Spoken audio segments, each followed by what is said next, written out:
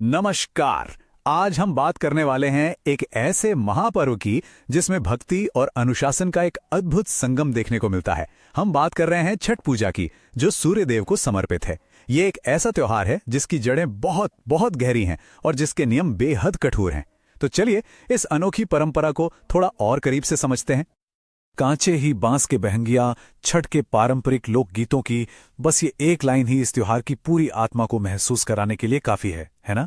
ये गीत सिर्फ धुनें नहीं हैं, बल्कि ये भक्ति और संस्कृति का वो धागा है जो न जाने कितनी पीढ़ियों को एक साथ बांधे हुए हैं। तो सवाल ये उठता है कि आखिर ये छठ पूजा है क्या? इसमें किसकी उपासना होती है और ये किस बात का प्रतीक है? चलिए सबसे पहले इन्हीं बुनियादी सवालों के जवाब ढूंढते हैं।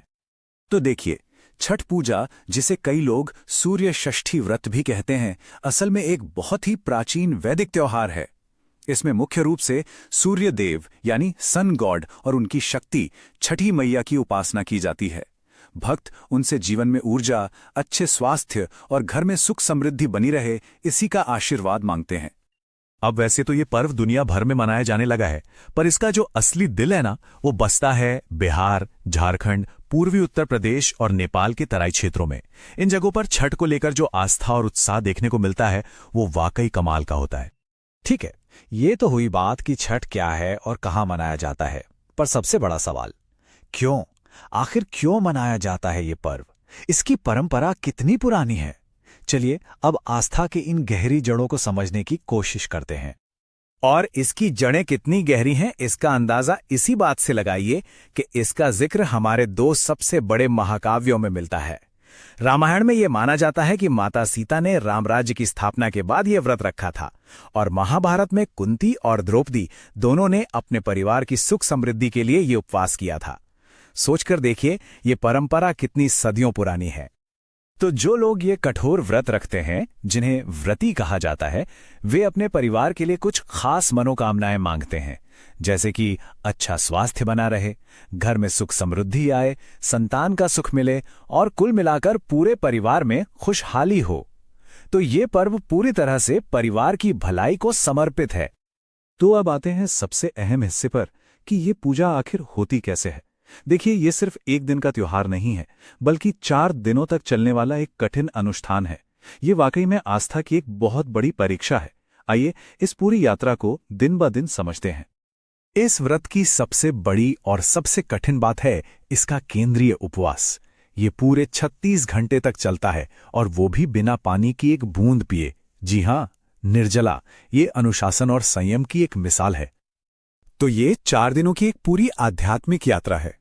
पहले दिन होता है नहाए खाए, जिसमें पवित्र स्नान के बाद सात्विक भोजन जैसे चने की दाल और लौकी खाकर तन मन की शुद्धि की जाती है। फिर आता है दूसरा दिन, खरना। इस दिन व्रती पूरे दिन उपवास रखते हैं और शाम को गुड़ की खीर और रोटी का प्रसाद खाकर इसे तोड़ते हैं, और यहीं से असली परीक्षा शुरू होती है। तीसरे दिन होता है संध्या अर्घ्य, जब डूबते सूर्य को अर्घ्य दिया जाता है, और यहीं से 36 घंटे का निर्जला व्रत शुरू हो जाता है। और अंत में चौथे दिन उषा अर्घ्य में उगते सूर्य को अर्घ्य देकर इस महाव्रत को पूरा किया जाता है। और ये पर्व आता कब है? हिंदू कैलेंडर के हिसाब से कार्तिक महीने के छठे दिन, यानी दिवाली के ठीक 6 दिन बाद।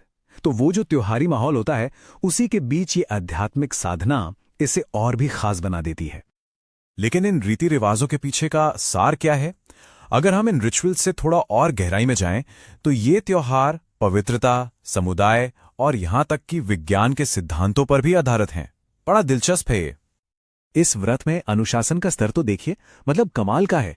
व्रती को पूरी तरह सात्विक जीवन जीना होता है, यहां तक कि साबुन या शैम्पू तक का इस्तेमाल मना है।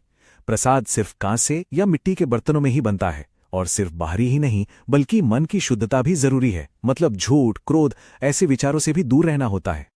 और सबसे हैरान करने वाली बात तो ये है कि इन सदियों पुरानी परंपराओं का एक वैज्ञानिक पहलू भी है। आज विज्ञान भी ये मानता है कि सूर्योदय और सूर्यास्त के समय सूरज की किरणें शरीर के लिए फायदेमंद होती हैं। पानी में खड़े रहना एक तरह की हाइड्रोथेरेपी है, जो शरीर को शांत करती है। और उपवास और सात्विक भोजन, ये तो शरीर के लिए एक नेचुरल डिटॉक्स का काम करते ही हैं। तो ये सब जानने के बाद एक ही सवाल मन में आता है, कि प्रकृति, विज्ञान और आस्था का ऐसा खूबसूरत संगम, ऐसा गहरा मिलन और कहाँ देखने को मिलता है। वाकई छठ पूजा सिर्फ एक त्योहार नहीं, बल्कि प्रकृति और इंसान के गहरे रिश्ते को जीने का, उसे सेलिब्रेट करने का एक तरीका है।